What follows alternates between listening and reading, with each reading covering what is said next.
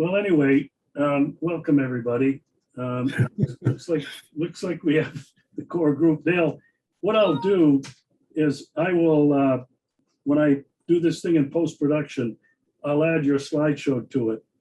And I'll probably have that up a little bit later tonight. Okay. What I also had there was something that Lou had given to Doc Reynolds too, which was kind of a slideshow of newspaper clippings of during and aftermath and pictures of Malachi Smith and Brennan Hill and Keith Egan and so on like that. So I was going to show that too. You remember that, Lou? Yeah, I got a lot of paper, the old clippings from the newspaper before we had copy machines. Yes. And then well, I made copies of them. Yeah. Yeah, we have a video of that Doc Reynolds produced. Yeah. So. Yeah, I'll put some of that out and I'll put it in the recording when I do this thing in post-production. Anyway, welcome everybody. You know, the fire was 1967 on November 25th. And, you know, I'm sure everybody is going to remember not only where they were, but some of the memories they had of that incredible day, which changed our lives, every single one of us, and really changed the life and the future of the province. It was a very historic day. So what I thought we could do tonight is we could give everybody an opportunity to share some of their memories of that day, the fire. I know there's a lot of them. So just I'm not going to go in alphabetical order. I'm going to go according to who I see on the screen. And Louis Horvath, I'm seeing you up there first in my little panel. Are you ready to go? Yes, thank you. Yeah, that was one day I was going to pause and go downstairs because I have a Donald Trump hairpiece. So maybe in the next, I felt a little nervous about doing it, but anyway. Yeah, that day I won't forget. I remember when the fire, I was standing, I think it was a light rain, and there's I think the parish next door. I was sitting outside the parish and looking up, and here's my thoughts. As many of us experienced, I was going through that vocational dialogue about what do I do? Do I stay? Do I go? And so that year, my senior year, I was really into that vocational dilemma. And then my father died that month, and I went home for the funeral, and he was 47 years old. So part of my dilemma was I really, you know, being the only son, I have a sister, I felt inclined to help my mother, who was like 47 years old. And my mother said, no, Lou, I want you to go back and get that. I think she was very clear, that mimeographed piece of paper with your degree on it from Mount Carmel. And so I said, okay. But then, you know, we all had Vietnam looking over our shoulder. So that was a real crisis. And then when the fire came, El Jakovic picked me up I came from the funeral.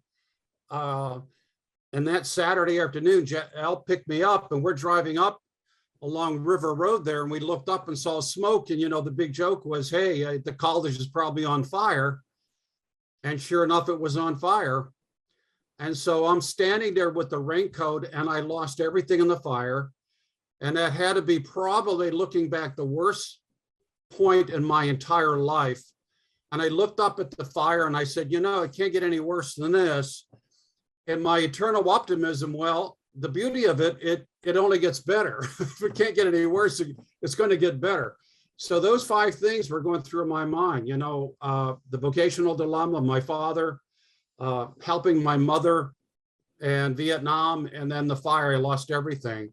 And by the way, like many of us, I had to go back and looked up my lottery number in Vietnam. It was 273.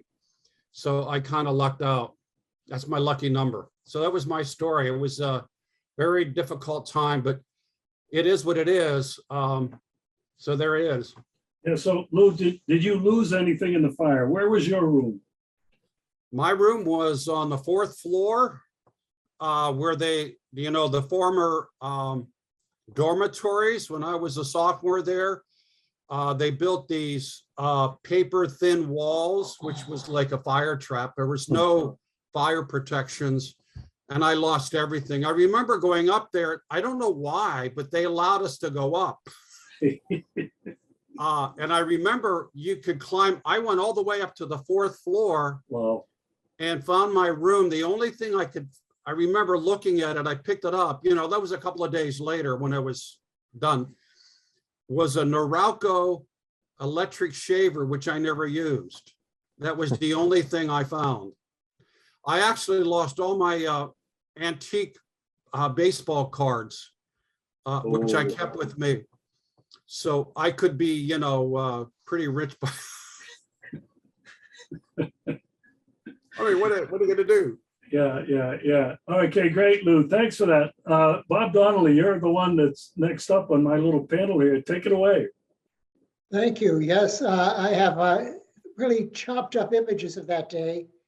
Of course, watching the fire, watching the all alarmness and the visit by Niagara Falls, New York to bolster the efforts of the local fire department.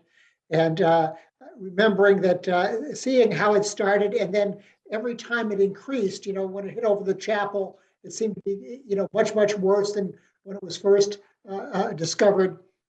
I remember feeling cold. I remember, but more than that day itself, it's so interesting.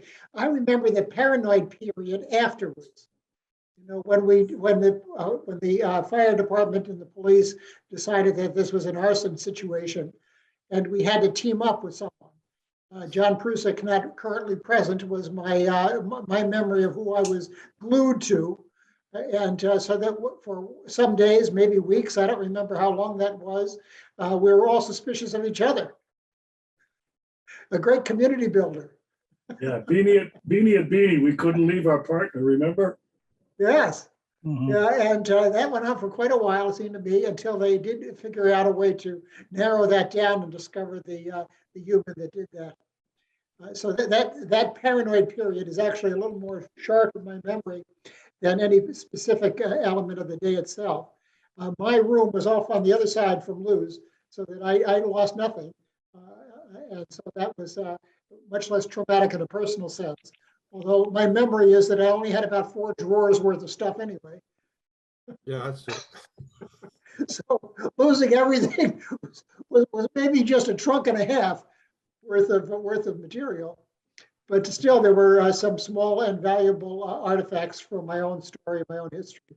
So I'm glad I didn't lose them. That's my contribution. All right, Dale, you're next up.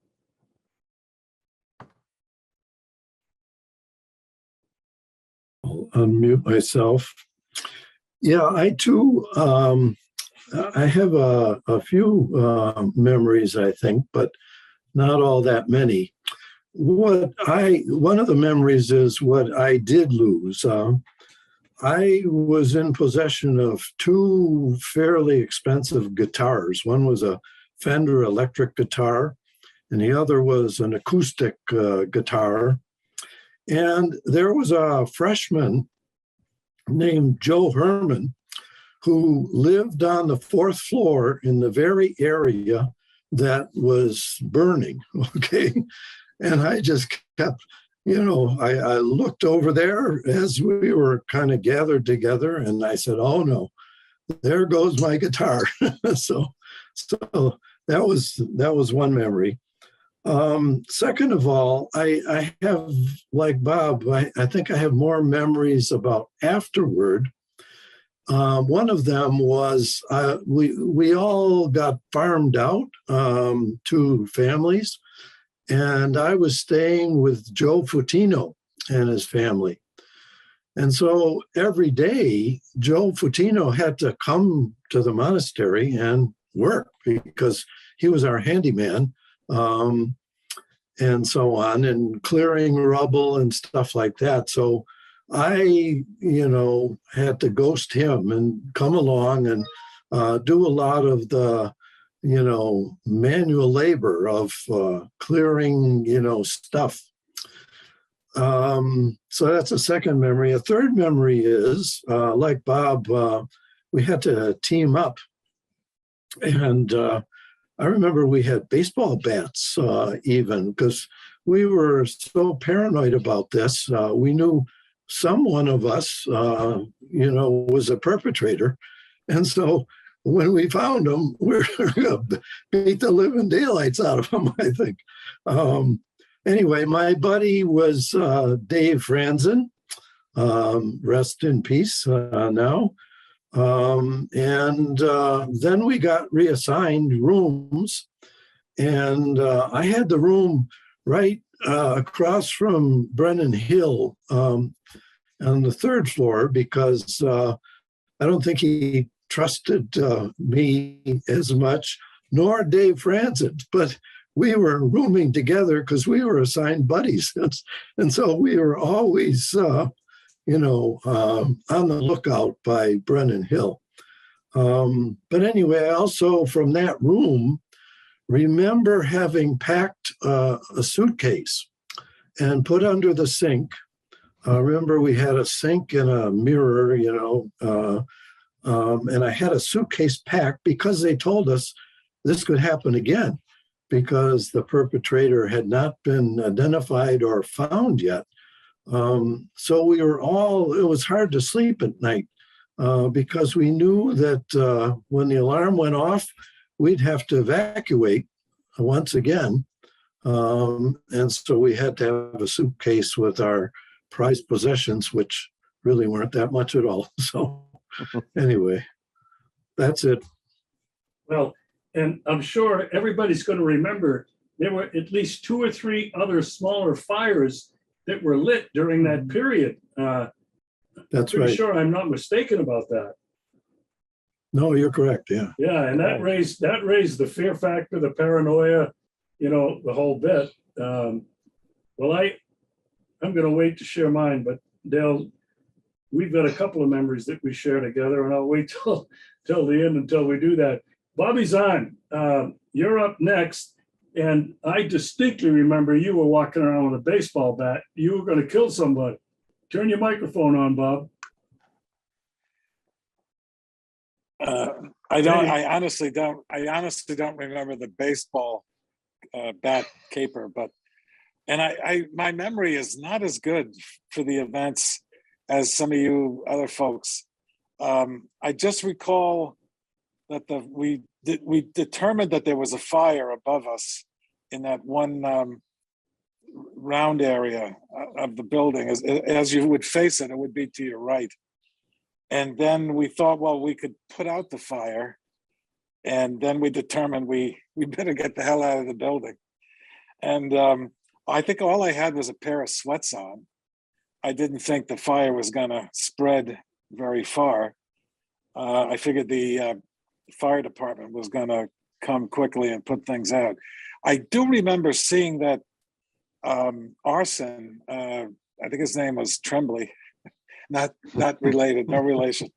I do recall seeing him at some point after we noted that there was something going on, something significant with a fire. But my memory is very vague for that. And then we were all outside waiting for the fire department to put the fire out, and I watched my room go up in flames. I lost everything: clothes, I had a guitar, I had ham radio equipment, I had everything I owned. And then the next memory was we were put up with several families, and I remember being with this young family, and the gentleman was of Italian descent. It may have been this Joe Fortino, but I'm not sure. I don't remember the name, but I remember staying with them. Then I remember spending a weekend or something in Toronto, and then I don't remember where they put us after the fire. I cannot remember where we were housed those of us that lost our rooms where we were housed afterwards. Hey, That's Bob, all left my my memory bank. they sent us home, I think, for 2 weeks at Christmas time, if I recall. Correct. And then that gave them time. So when we went back, I think they put us up at the library on the second floor, 5 of us. Oh, that's right. That's right. You, me, Yeah. Seamus, I forget who else. There's 5 of us. And we actually elected by consent decree to stay there for the next semester. Do you remember that? I remember now the library. Yes, I do Yeah, remember we staying spent in the second floor library. of the library, and then we graduated. We got that very nice mimeograph sheet of paper with our degree on it. Yeah, that's right. Who was the class? Who was the class organist? Bill Franklin. Bill Franklin. Franklin. Bill Franklin. He was in the library with us. I remember that. Bill Franklin. And And Joe Faha, I think. I can't remember. Don't know. Well, somebody the only might. one I remember you, and I remember Bill Franklin. I don't remember who else was in there with us. Yeah, Five guys in one room. awesome, awesome. So, Bob, anything else from you? No, like I say, my memory for the event is very sketchy. It's not as clear as it is for some of you other guys. For some reason, I don't know why, but maybe I suppressed it or something. The psychologists in the group will be able to inform me better, maybe. But it's very patchy. There's just little bits of it that I recall. I remember being very upset that my room went up in flames, and I'm sure I sustained a little bit of PTSD subsequently, but that's about all I recall. One thing I do recall, one thing that burned in my memory is I think my parents had a $500 insurance on my things. And I distinctly remember my mother keeping $300 of it. So all I had left was $200. So I took the $200 and bought a Fender Mustang electric guitar, which I still have. So that's my story. Yeah, that shows what's important, huh? That's right. Yeah. All right, Bob. Great. Thank Kevin. You're the next one up in my little bar up at the top of the screen. Take it away. Okay. And where are you, by the way? You're just moving all over the place. I'm with my sister in Aruba. Aruba. Yeah. Oh man. Hard life. Yeah, really. What a hard life. He's retired and he's in Aruba. All No, right. next week I'll be in Brunswick. Oh gosh. Phew. Well, anyway, take it away, Kevin. I know you've got some memories. Yeah, well, I just remember I had finished a paper and I was on the 4th floor and I went down to the rec room and never got back to my room. The fire hit and we were all told to get out. I remember the sisters from Loretto, they were incredible. I mean, they just got people together. They're the ones that found us places to stay and food and all kinds, clothes and everything else. Also, I was with Chris Howe. His parents were there. It was Thanksgiving. And so when we ended up, we took out all that stuff out of the other wing of the house, the part that wasn't burning. We were carrying all that stuff out. I remember that.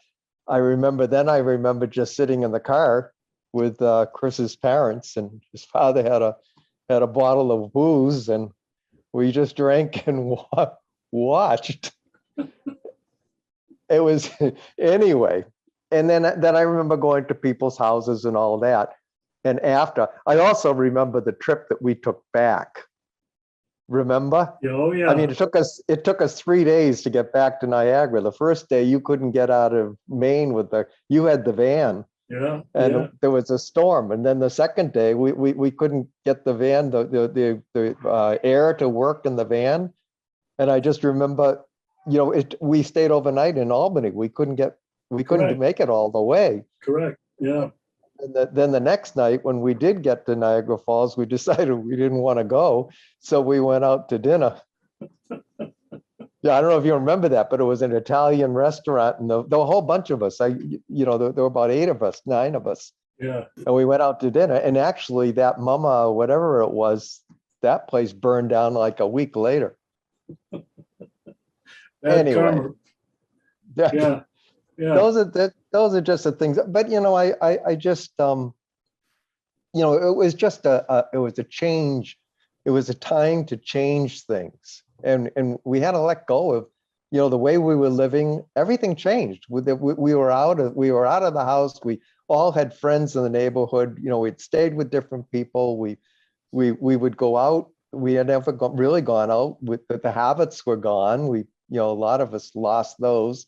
The Latin breviaries were gone, so we went to English, and there was a whole chain. And then of course we went to, we didn't go, but everybody else went to Marquette after us, and that was a big change too. So it was a good time to change. Anyway, Now, didn't you lose everything? I lost everything. Yeah. Where was your room? Where was your room? My room was on the 4th floor. Oh, In those rooms that we built. Somebody just mentioned that. yeah. Wow. Well, you have anything else? Well, I wanted to make a few comments. I was really impressed listening because I wasn't in the last Zoom talk, but I listened to that, and this isn't about the fire. So I don't know if you want to go on with the fire, go on with the fire. I did want to make the. Yeah, it will come at the end. We'll pick up on that. Make sure you remind me. I just made a note of it, so Yeah. we'll pick that up. Okay, Mike Beener.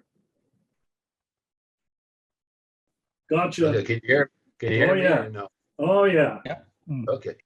I obviously wasn't there. It was after I left Carmel after 63. My 3 brothers followed me, however, and none of them landed on the date of the fire. John was 3 years behind me, and he did the same as me. He did 2 years at Niagara, 2 years Hamilton, and then Mark came along, and he did his 4 years at Hamilton. So he never touched Niagara. And then Bob came along. He did the reverse. He did 2 years at Hamilton, where he and Mark were together. And then Bob came to Niagara for his last 2 years. So none of them hit. The only thing that hit me that made it that I knew you guys had a tremendous change in your life is John and I were walking or something down one of the main streets in Milwaukee, and John Prusik and 2 other guys are going along in a car, I think, and they gave us a ride, or we either gave them a ride, we gave them a ride. And I thought, oh my God, this is different. These guys are walking around Milwaukee instead of being in the monastery. But anyway, so I was pretty much away from it. The first time I found out about it was I dropped in coming through that way, going up to upstate New York, and my son and I saw the pictures, the newspaper clippings and the photos, and it, to me, is amazing that they got the chapel back to what it is now. But anyway, that's my few memories. Okay, Mike, thanks. Brian Cody, take it away. Hey, I can remember, I believe it was a Saturday when the fire happened. It Correct. was a Saturday afternoon. Saturday. Yeah, and I was over at Our Lady of Peace in the church playing the organ for benediction. And I could start smelling some smoke by the time we got to the last hymn for benediction.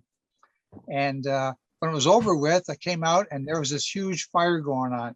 And then kind of like everybody else, I was just kind of mesmerized, just kind of frozen in time to watch something like that happening. Like it can't be happening. And yet it was happening. I was fortunate in that I had an aunt and uncle that lived right there in Niagara Falls. And I can remember staying with them for about 2 or 3 days before we were able to get back into the building and then do the beanie thing for the rest of the, however long it was.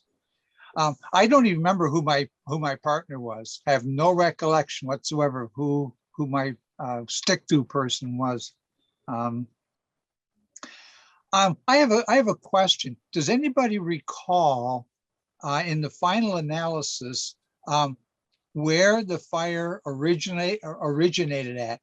I thought it was down in the little flower office where I used to work, because there was a lot of paper and packaging stuff. And it seems to me it started down there, although I don't recall that as an absolute, but I think that's maybe where it started, or the original one may have started. But that's, and I also sent you guys a newspaper clipping. I don't know if you all got it or not. I don't know why I was on the top of that building with those people. Maybe because I was a local person, because I came from right around the corner, and they wanted somebody local in that particular photograph, kind of PR for, getting money donations or whatever. But I was just kind of fixed in space there. Just couldn't believe what was going on. It was just fixated by the whole thing. You asked about where it started. Somebody can jump in and correct me. I thought it started in that one of the turrets up on the 4th floor, because that part of the building just boom went up, really quickly. But anybody else recall where it started? No, that's what I remember. Yeah, and I think there were art supplies up there, Reg. I think there was some sort of art supplies with paint and everything up there. Up in the 4th floor on the turret. Yeah. Right. So it was like a rotunda, I think, in that part of the structure. I have some of the pictures I was going to show that Regis took at the time were of the Niagara Falls, New York Fire Department with their, big ladders and stuff. That's where they were squirting water, and you could see the flames jumping out right where you're talking about, Bob. So yes, you're right, I think. Yeah. Okay, Brian, anything else? No, kind of like Bob, my mind is kind of frozen on that, and I don't have a whole lot of memories, except I can remember very clearly staying with my aunt and uncle. And for some reason, I don't know who it would be, that somebody else stayed with us, that there was somebody else who stayed with my aunt and uncle, but I don't recall offhand who that may have been. Okay. All right. Next one I'm looking at here, and Can I just, Reg, can I just ask something? yeah, jump in. Somebody reminded me in one of these Zoom meetings, wasn't there a controversy about the fire department? They couldn't get their water pressure up, or they didn't have enough hoses or enough Absolutely. pumps or trucks or something. Yeah, absolutely. You're right. In fact, there's photographs that we'll include that show a ladder truck from Niagara Falls where the water was just kind of looking like someone peeing in a urinal. It was not even going on the fire, just, going over like that. And then that big snorkel truck came from New York, but they held them up at the bridge forever. I mean, if you can believe that, they held them up at customs, and this, the college is burning down. But when that thing came, I remember it got around on the other side of the chapel and just was firing this really powerful, stream of water from this snorkel. And before long, that truck had the thing pretty much out. Okay. So, go ahead. I knew that the fire department in Niagara Falls, Ontario was very, very small. There were no big buildings there. We were probably one of the biggest buildings ourselves in Loretto Academy, except maybe there was an old Seagram's tower down by the falls. But the fire department was very, very small, and they couldn't handle something like that. And you were right about the fire truck from Niagara Falls, New York. They must have spent a half hour at the bridge trying to convince them that they were on their way to a fire in Ontario. Yeah, that was really sad. I mean, they could have maybe had that thing put out in enough time to save a lot of the college. But anyway, it is what it is. Tom Bond, you look pretty relaxed back there on the sofa. Well, thanks to all the classmates for the memories, and you've actually taken some of the things that I was going to say. But maybe we can revisit the snorkel. That's one of the vivid memories that I Hey, have. Tom, tilt your screen ahead a little bit. We've got you from the, there you go. Yeah, You're such a handsome guy. We just, I'd like to see the whole of you. I remember standing like in the lawn area, and all these rumors are going around.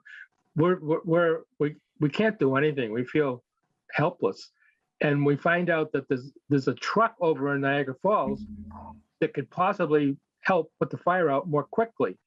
So then we hear, but it can't come because of red tape. That stands out in my memory, that get that truck here. We need it badly, and we were very upset that it didn't come right away. And I think somebody just said, I think it might have been Bob Zahn. It was pouring water on the truck, and when it did come, and it probably could have saved more of the college if it had come earlier. So that was my first memory. I got snorkel here. As far as where the fire started, I think it started on the 4th floor in the dorm area, the old, the rooms. I don't think it started in the little flower. I don't think it started down in the basement of the building. I think it started in the top. And that's how it got over to the chapel roof so quickly.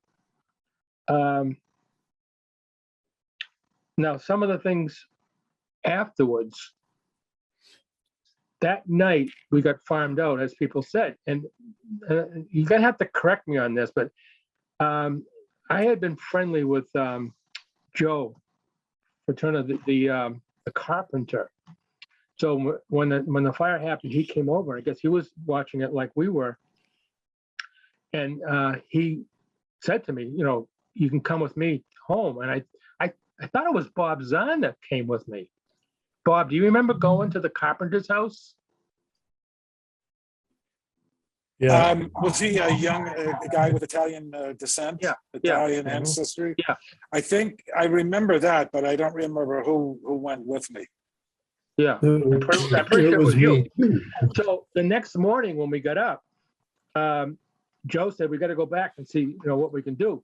And he I don't know if he had plastic there at the college or he went to a hardware store and he bought a bunch of plastic. And he said to us, we got to get plastic on the statues in the chapel as quickly as possible because there was no roof. And we Oh, didn't want the rain to hit the woodwork in the chapel. So I thought it was Bob Zahn and myself and Joe and maybe some other people. We went around, we took some wood and we built these little like enclosures, and then we could drape the plastic over the statues so they didn't get wet. And then, because I don't know how long it took for them to put the roof back on, but we try to save the woodwork as much as possible, because if it had gotten wet, it would have swollen and probably not been able to be saved. The other big thing I remember, once we did get back into school, I remember going to mass in the rec room. They set up an altar in the middle of the rec room, and then we just would stand during church, during services, and we didn't have any habits. We were in our civilian clothes. I remember that, and we didn't have any chapel. We didn't say the Psalms, I don't think, anymore until maybe January. So like I said, it was a life-changing experience for us as Carmelites. I mean, our old way of life was gone and it wasn't coming back. And I think that's about it. where was your room? Do you remember? And did you lose anything? That's my last little point here. I was fortunate. I was on the library side of the building and I didn't lose anything. I was on the 2nd or 3rd floor. Okay. All right. Let's, Guy Gramala, you ready? Turn your microphone on. Can you see it? Right down on the left of your There, Zoom. Got it. I got it. There you go. Okay, for me, I didn't lose anything because I wasn't there for the fire. I was in Akron. When I was there previously, my room was on the second floor, facing the church. So I'm not sure, I can't remember if that got damaged or not. For me, in Akron, I got a call from the provincial telling me what happened. I think the following day, I loaded up my truck and I was headed to Niagara. Unique experience. And seeing it after not being there, real shock. I never thought it would ever happen. I did spend a few months up there helping clean up. That was my job, and enjoyed that. I stayed at the college. I can't remember where, but I remember all you guys over there. Everybody was cleaning up. So I did spend time there, and I had to go back to Akron. The upside of this is, I'm not sure exactly when, but I got another call from the provincial saying, "Go to Milwaukee, Wisconsin. You gotta build a seminary." So I was stationed at Marquette. And that's I spent the rest of my time there. The fire, it did affect me in terms of being unbelievable. I didn't think it would happen, but after I got there, it sure did. Oh, that's all I got on. That's all I have on it. Like you see, after that, I went to Marquette. Okay, Guy, thank you. Mhm. Well, this collective memory is really very helpful. All of you guys have mentioned things that they weren't present in the front of my head, but when you mentioned them, I recalled actually some of those things. I've got quite a few memories of that day. The one thing I want to ask, does anybody remember at the end of the day when the fire was out, there must have been some kind of a meeting when we all got farmed out and somebody was keeping track of that. Does anybody remember how that day ended? The Sisters of Loretto set that all up, and we were over at Loretto. And then families came in and they we were farmed out to the different families. Wow. I have no recollection of that part of the day at all. I know where I went. I have a slight memory of being fed dinner over at Loretto. Oh, you mean everybody or? Yeah, they just put out a spread of whatever they had, and we helped ourselves. And that may have been part of the farming out piece that Kevin's remembering. Okay. And I remember they had all kinds of clothes and they were stacking them all up and they were hanging them and they were all by size because we didn't have any clothes. Some of us. Regis, I remember I don't know who I was with, but I think it was a family guy, and first name was Gerald. And he knew my father had died and I lost everything. And I remember him giving me he said, "Do you want a drink?" And I said, "No," because we would get 2 beers on Sunday, right? Remember that? Yeah. And he gave me rum and Coke. Ooh. And I mean, that's all he had. And that's the last time that's the first and only last time I had rum and Coke. I'd never take it again. But I think I had 2 drinks, so that was it. Oh, wow.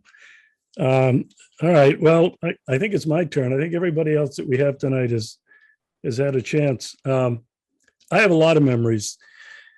I don't remember where I was coming from, but Dale, I think you and I were together at some point, and maybe Dave Franzen. And the fire was really going like crazy. And I was the school photographer, and I had that dark room, I think, on the second floor.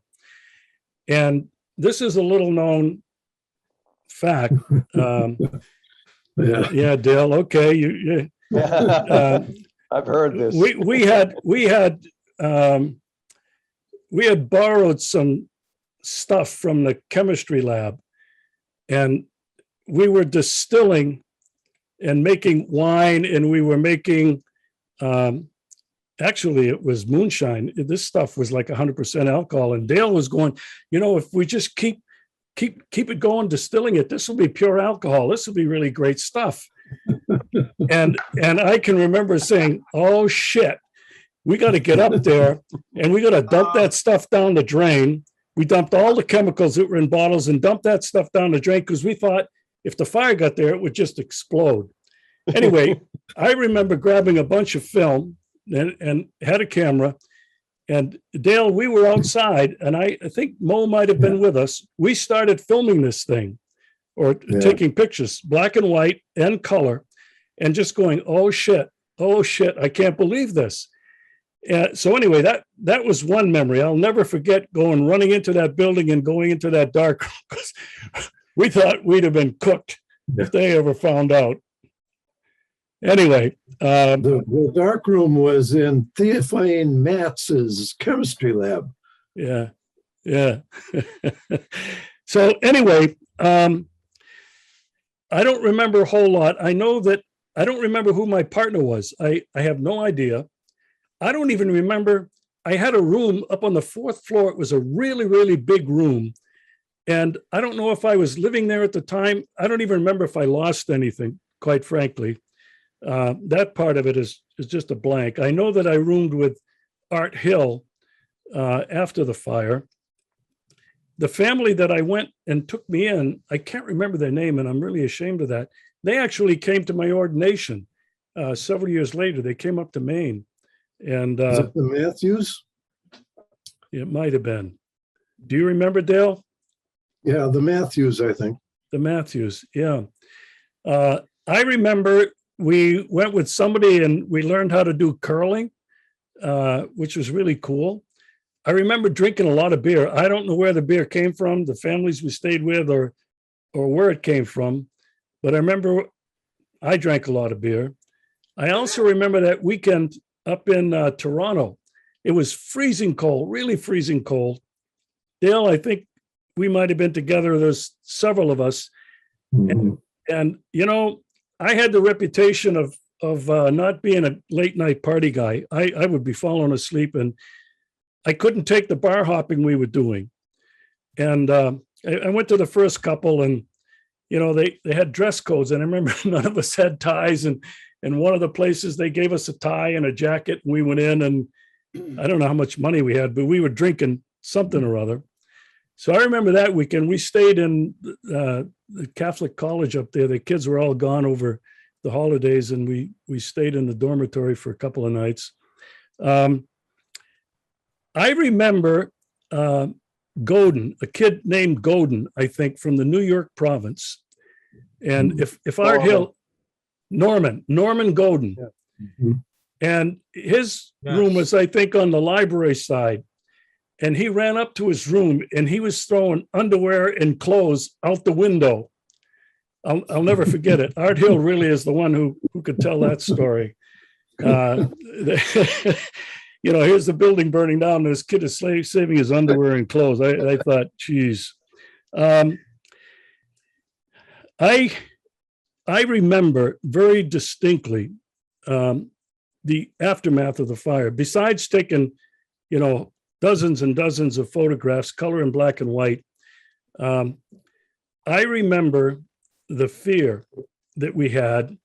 And I remember guys with baseball bats, and Bob Zani doesn't remember, but I distinctly remember Bob was carrying a baseball bat and was going to kill somebody if we ever found him. So that was a really terrible time. But nobody's mentioned the Inquisition that they put us through. Mhm. Oh, yeah. Do you remember? Some guys got interviewed by the whatever the Canadian Mounties or their special investigation group, Yes. and some of us got interviewed by priests. And Dale, Artie's not here, Art Hill, and Mo, God love him, is somewhere else. Brennan Hill interviewed us individually, and we were told, do not tell anybody else what we talked about in this room. I remember this distinctly. Dale, he put you and Mo across the hall from him, you said, because you guys were into everything. There were four of us.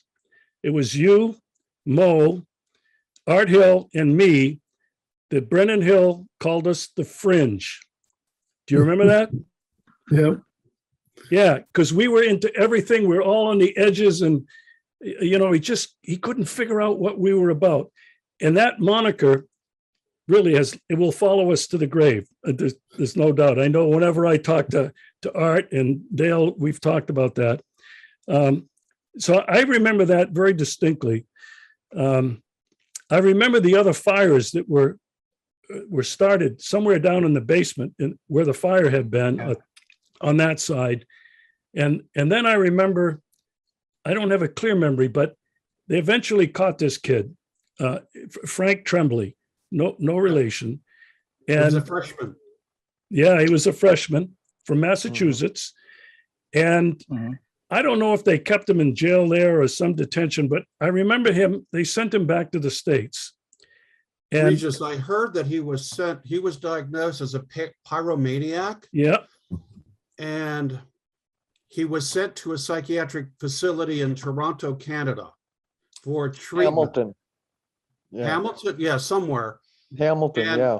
after a few months, then I heard later that he actually set another fire somewhere. And I don't know, that's the last I heard. But there were really at least three fires. And I clearly remember that because I lost everything. And one was in the basement of the old section next to our Fraughts recreation room. We had to go to the furnace. Another one Yeah. on the opposite end, it was almost planned in the closet in the dormitory that's where we used to hide out and listen to the NCAA basketball finals. Remember that with the radio? And we couldn't get caught. And then in the gym, not in the gym, but up in the corner somewhere in the second story, there was like, I don't know, a remote room or some sort. They found it there. So at least three or four fires are found. And Yeah. I remember being woken up in the middle of the night with Yes, smoke in the corridors yep. and people yelling at the corridors, fire, fire, fire. And I had a little suitcase all packed by the door. yeah. Now, I don't The- remember if they found out that the freshman set the original fire. Right. They never figured that out. They never figured that out, or that the fire set him off. Right. That was the question. Yeah. Does anybody recall what happened to this kid, Frank Tremblay? Kevin, do you remember? Oh, I Tom know Vaughn? he spent 90 days in Hamilton, and then they sent him back, I think, to Danvers.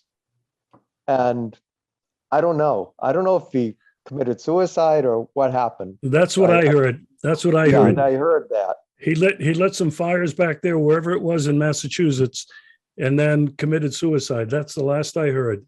Wow. And I heard that rumor. yeah, Yeah, I heard that same thing. yeah.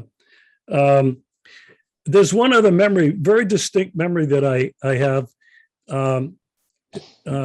You remember when we would gather with the, I guess it was the 5th year and freshman recreation room down next to the kitchen or refectory or someplace downstairs. And we were down there quite often. Dale, you were playing guitar. Klobuchar was playing guitar. A couple of other guys keeping us entertained. And then there was a talent show. I distinctly remember the talent show. I think some of us made real fools of ourselves. Anyway, I think that's about it. I have a lot more memories of what happened in all that time, and Rich, that's enough. Dale. I got one outcome that is kind of wholesome and nice to hear about. But you remember Joe Paiva? Oh yeah. He went to a family and he wound up marrying eventually Karen, who, Yeah. was a young person in that family. So, yeah, that turned out very nice for Joe. Yeah. Yeah. Well, Karen was it Smelsky or something like that? Smelsky, yeah. Exactly, yeah. Yeah, I think a lot of us used to take a few peeks at her. I mean, it's one of the only young women that was around. I think also one of the sad outcomes was, I made a note here, Father Myron Judy. I'm not sure, but this is what I understand, but he was a great professor. I really enjoyed him. And he was on the 3rd floor in that section where he lost everything. And I understood, I'm not sure, maybe Kevin can verify it, but he lost everything. And one of the things he lost was all of his notes for his doctoral program at Columbia University. Is that right, Kevin? Yeah, he did. He lost that. In fact, if you go on YouTube and put in fire at the monastery, you'll come up with this program that we did for the 50th anniversary of the fire. And they interviewed some of us. So it's on YouTube. Just put fire in the monastery and scroll down till you see it. But Myron's on that too. And he explains that it wasn't as bad as some people thought he lost his whole dissertation. He hadn't written the dissertation. He lost the notes that he was making. You're right. He has the notes. dissertation. Correct. Yeah. But Yeah. anyway. Well, Kevin, we're going to give you a shot to reflect on the meeting from last month, but anybody else have anything else on the fire, that very memorable day? Louis. I have 2 questions. Why did they not rebuild at Niagara? Oh. And second of all, how long did the Carmelites stay at Marquette University? Does anyone know that? It was a number of years. I don't know exactly how long they were at Marquette. It was a number of years. And why they never built, I think we made money on the deal because there was big collection in town. A lot of money was turned in. Yeah. And well, but and the idea, they had to have insurance too. There had to be insurance on that building. yeah. But I think it's kind of anachronistic because we needed to get out of there.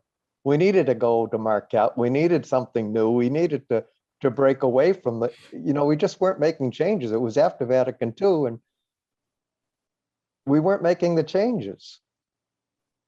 And then the whole idea, I don't know, I just thought it was kind of crazy. The whole idea, everybody got different names of positions and we built the library and then we had different names for the library building and for the gym and all this stuff. It just seemed a bit enclosed. Oh. I don't know. I always thought it was great that we moved out of there. Tom Vaughn, go ahead. I think part of the motivation of not rebuilding was the writing was on the wall. I mean, we were trying very, very hard to take a square peg into a round hole to get the state of New York to agree that we were an international college and we could give degrees under the auspices of New York State. It was very, very hard. And once the fire came, they said, forget it, because that's why we had built the library. There was no way we were going to be an accredited college if we didn't have a decent library. So that was part of the plan. But they weren't able to follow through with it because it was going to be too expensive to rebuild and then to continue to try to get the college accredited through state. So they probably said, look, we got all this money. Let's just go to Marquette. Let's cut our losses and go to the United States. And it's going to be very easy to piggyback off another college like we did with St. Bonaventure. And we don't have to create our own college. I think that was it. Oh, and I also have a footnote to your memories about going to Toronto for that really cold weekend. The movie that many of us saw that weekend was Cool Hand Luke.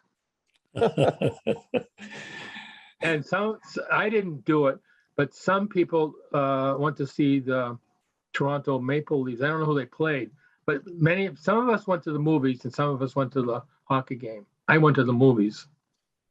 Geez, I didn't know there was a hockey game available. I would have been there. I just remember. Well, it was, I- it in was my Toronto. It wouldn't have been any difference. In But my I memory, understand. Good. no, I was just going to say, in my memory, that is the coldest I've ever been Mm. out walking around Toronto with the wind off the lake. It was incredibly cold. Mhm. I think there's a lead. What I understand about licensure and accreditation, I think Bonnie's didn't want to do it anymore.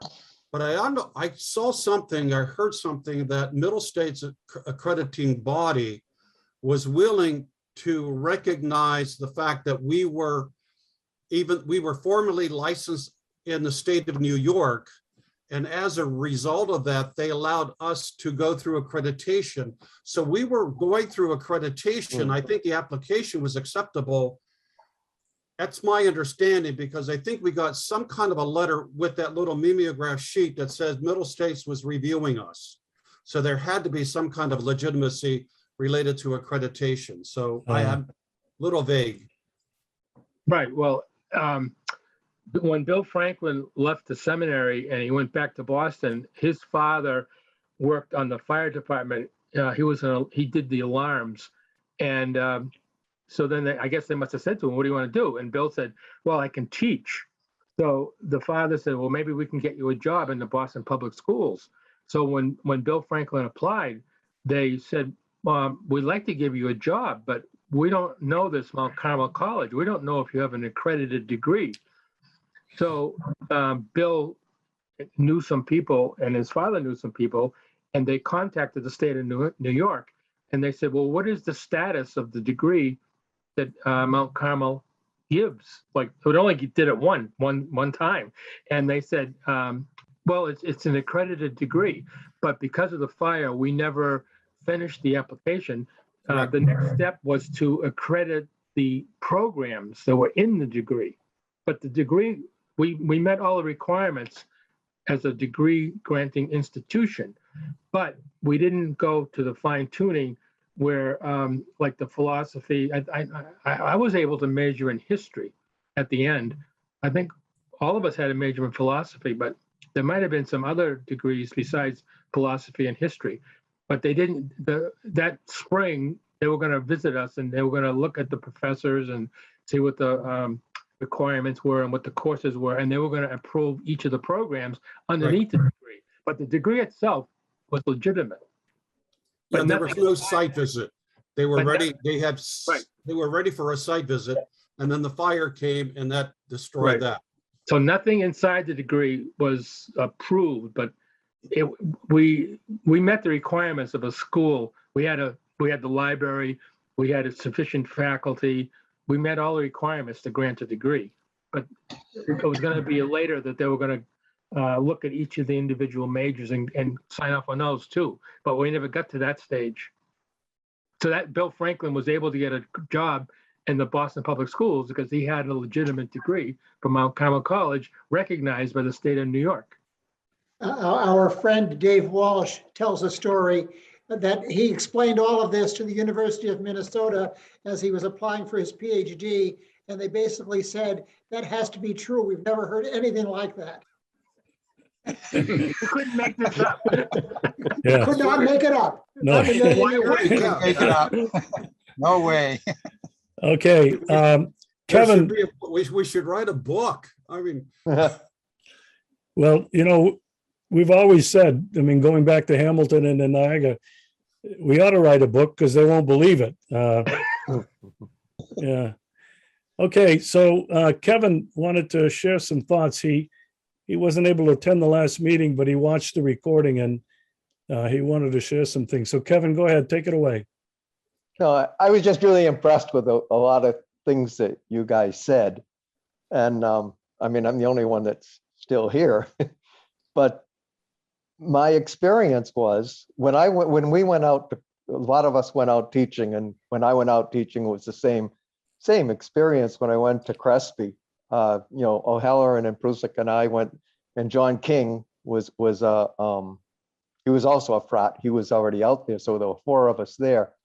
But that community was just a sick community. It was really tough. And John Columba Fogarty was the prior, and they hated him. And when he had a community meeting, they didn't want us at the community meetings. They didn't feel we should be at the community meetings. That was really hard.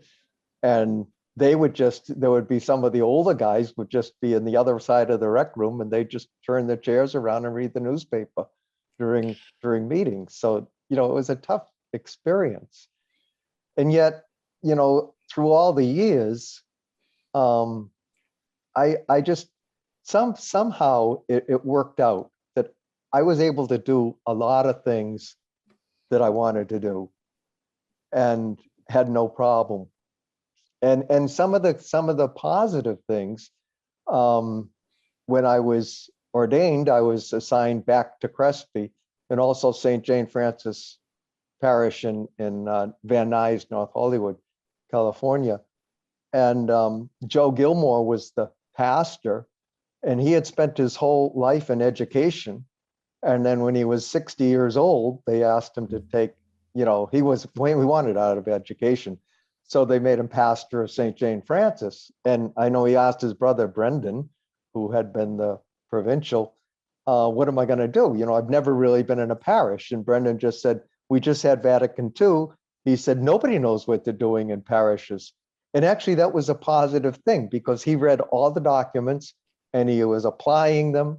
Our parish we had 11 different areas in the parish, and each one of us were assigned to different areas. And we did home visitation, we did home masses. We had a parish council, really active pastoral council. And the lay people, like Brian was talking about in the talks, the last meeting, the whole clericalism, I read an article about 15 years ago. I was thinking of that because Lou has that Cape May. I was at a retreat house. I've been down there many times in Cape May, the Sisters of St. Joseph, a retreat house there. And they had handed me an article, and it was about 15 or 16 years ago. And it just said that the guy's name that wrote it was Massingale. And the idea behind it was the whole model of the church that we grew up with is dying. It's a structure that's dying. It's on hospice. So what do you do with people on hospice? You accompany them, but you don't do anything to prolong the agony. Let it die. And all I see going on in the church is that they're running around trying to keep this structure together for some reason. And we're not breaking out of it. I mean, that whole idea like Brian's parish, the priest shouldn't be the person that changes everything in a parish. The parish belongs to the people. And we're supposed to be serving them. Bishops, archbishops, and Pope, and all of them, we're supposed to be serving the community. And it's not taking place. And a lot of, you just watch what's going on in the United States, and the Archbishop Gomez in LA came out with this thing about, Black Lives Matter and all that stuff, that's all communist backed, and that's ridiculous. So it's a difficult situation, but I think that I think the structure is, they're running around trying to hold the structure up, putting parishes together. And then there's this whole thing about the Eucharist going on, and, who can receive the communion and Eucharist, and, and you have to be, pure or whatever to be able to receive. It's so crazy. And then they're emphasizing, the host. Jesus Christ is really present in the host. And that's, San Diego had this, and they've got a good bishop, but they just went through this whole thing about, Jesus Christ is really present in the Eucharist. And what about Jesus Christ is present in the people? And they're not even talking about community, and you can't have Eucharist without community. So all of that stuff, it's hard, but I think that slowly the Spirit is working in all of this. And it's going to fall apart. It has to. That whole situation in Rome, and those dicasteries and those archbishops and cardinals and all that stuff, the clericalism is, And the lack of women in power in the church is just horrible. It just doesn't make sense. And it's been hard for me working like in the Prelature Sequani. I was in Peru for 18 years, came back 12 years ago. But, you know, we had some great stuff going on with Alvin Quinn, and good friend of Gutierrez. Gutierrez would be up there with, you know, social justice and all that.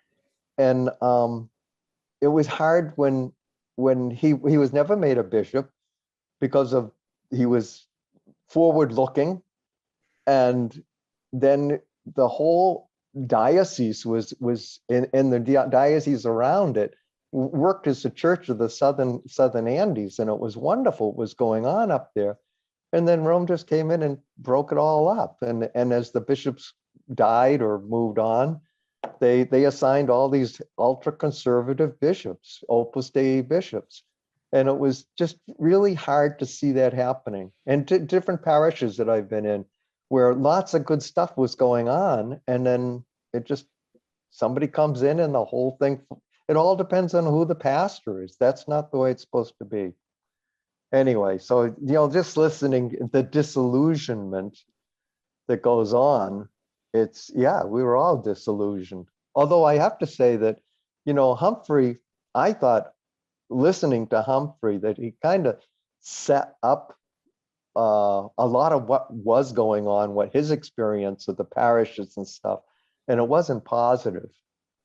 And I just remember him talking to us about those things. But anyway, that's just some of the, you know, the system has to change, the structure has to change. You know, I think it's like a parallel universe. It's like, you know, the church is in a parallel universe. One of the things that we always did in Peru was, you know, we would have 3-day meetings. The first day of the meeting was what's the reality in which we're living? What's the reality of the church? What's the reality of the country, of the areas of the country we're in? And how do we address those needs? And we're not asking those questions. The Carmelites aren't asking those questions. We have chapters, and it's all they're worried about vocations. But for me, if we're doing what we're supposed to be doing, vocations will be there. Anyway, we got to listen to the Spirit. We got to listen to the people. The people, that's where it's at. Well, Kevin, I think everybody very much appreciates these insights that you're sharing with all of us. It's probably the hope that all of us had, but the disillusionment felt, you know, we couldn't realize it. And I will say this about you, because we've been in contact over the last number of years before I left the country. I think the one thing about you, and some people, including Murray Phelan, were hard on you because you seem to have taken on some apostolates. The Spirit called you to these different places, and it was pretty much, from my recollection, Hispanic parishes. You did the Walk for Peace. I mean, this was like, I think a lot of the Carmelites, and when I was still in, felt, you know, Kevin is off doing his own thing. He's off radar. And yet what you were actually doing was the type of ministry that all of us really should have been doing and might have kept us around for a little bit longer. So I personally want to thank you for sharing that with us. And you guys, if you haven't seen the video that I made about Kevin's life, it is on YouTube. And if you go to my YouTube channel and you just type in Kevin Leafy, I'm sure it's going to come up. It was really very inspiring. Anybody have, Louis, go ahead.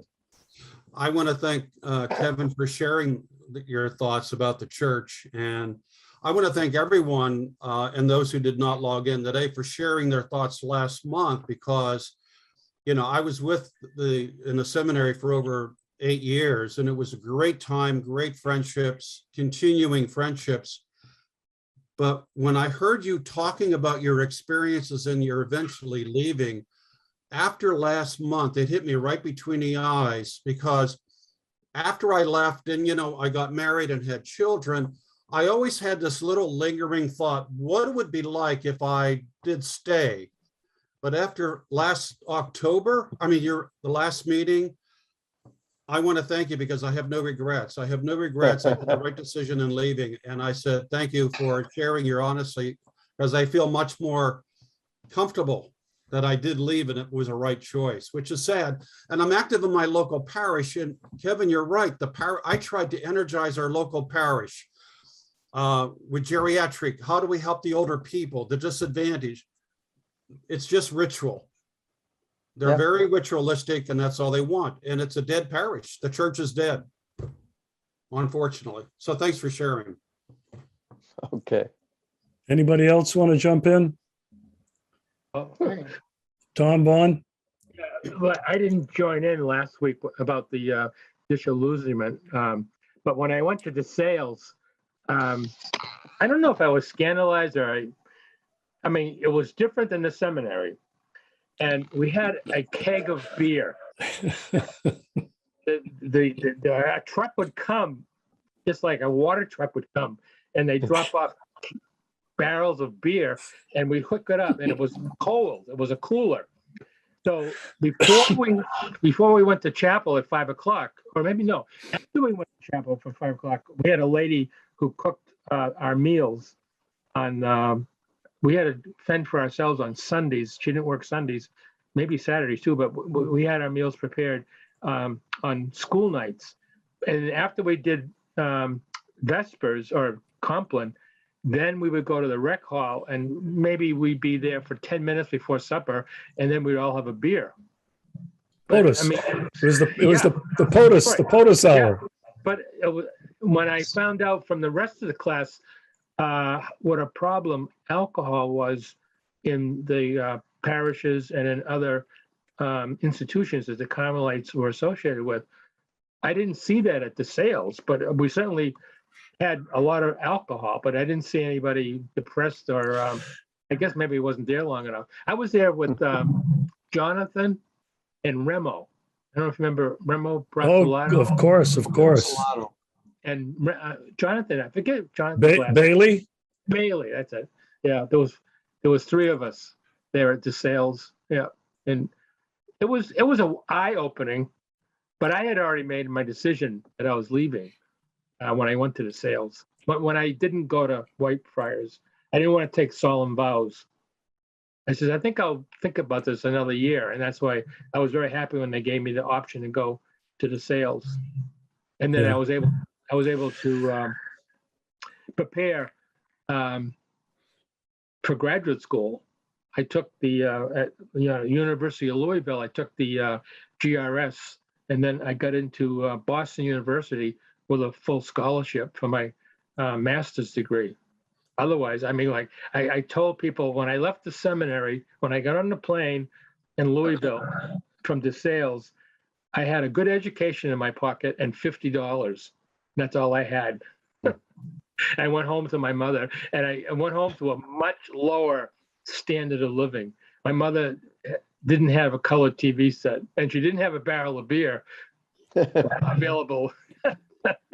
It was such a change. They were like living in the sales was different. I mean, it was not realistic. And I guess I could see how people could get to be alcoholics because it was expected that you had the POTUS every night before you went to supper. Yeah. I told some stories about that, what it was like in a lot of, maybe most of our communities, but there's one story. When I was at South Point, I was the prior.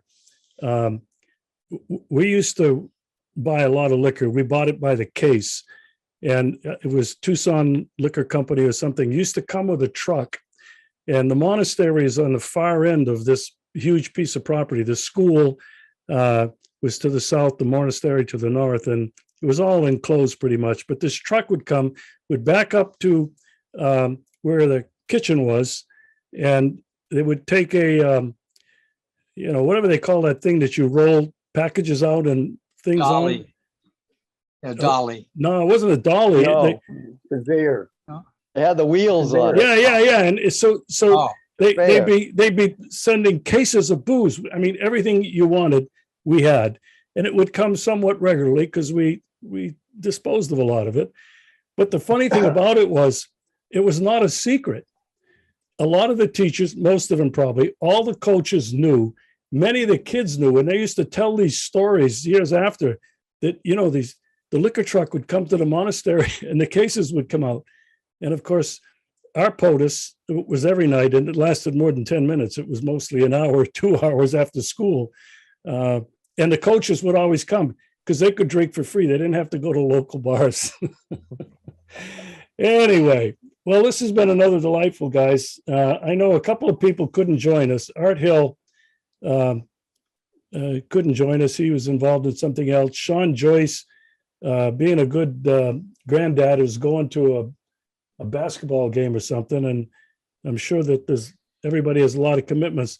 We'll do it again in a month or so, maybe before Christmas, maybe after the new year. I don't know. We'll see what happens. There's an awful lot going on that's keeping people busy, but also preoccupied, as I'm sure everybody's aware. So I probably am not going to get this thing finished tonight. It's 11:30 here, and I still haven't eaten, believe it or not.